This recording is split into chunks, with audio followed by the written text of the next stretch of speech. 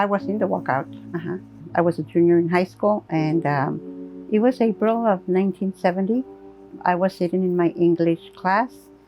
We were already kind of waiting for the sign to walk out. Alfredo Santos, I remember, opened the door and he just kind of nodded, and we knew it was time.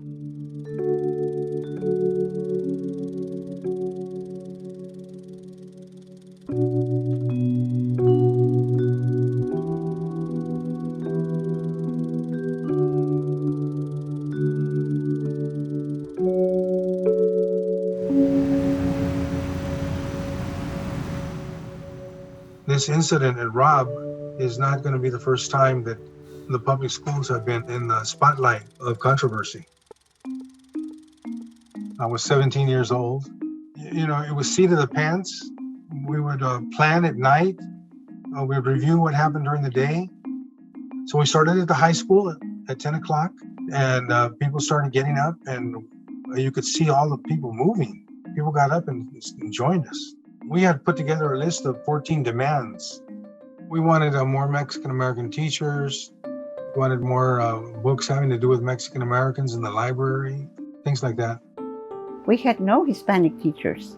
We had all white teachers. We had all white school board. Hispanic positions were like the cafeteria workers, the custodians. I do sadly remember my second grade teacher. She walked up to me and got me by my ear and just pulled and pulled and pulled and pulled. And I remember crying and crying, and blood was coming down my cheek right here. And I remember the beatings on her hands for speaking Spanish. That would never happen to the other kids, ever. In a way, we felt inferior because we just thought we were inferior until we got closer to 8th grade. And then we, as kids, started talking to each other.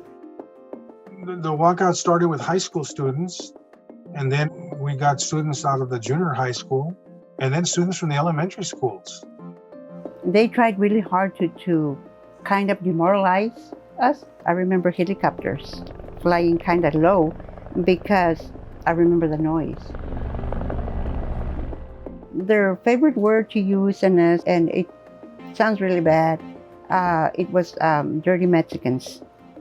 And one of the ladies came out and threw some soap bars at us.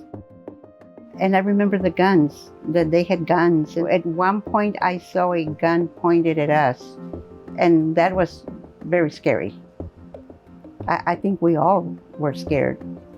The school district was forwarding names of students who were in the walkout to the local draft board. I went down to the draft board office, and we confronted the lady at the draft board. She looked on some list and she saw my name there. And I told her, well, I'm not even 18. And her last words were, you just wait till you turn 18. I'm gonna get you. So I left during the 5th week of the walkout. We had bet the house and we lost, so to speak.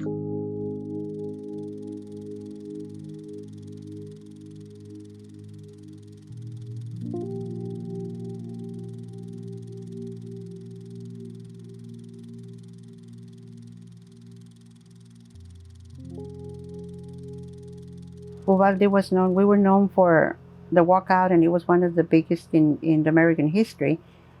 It was a positive thing.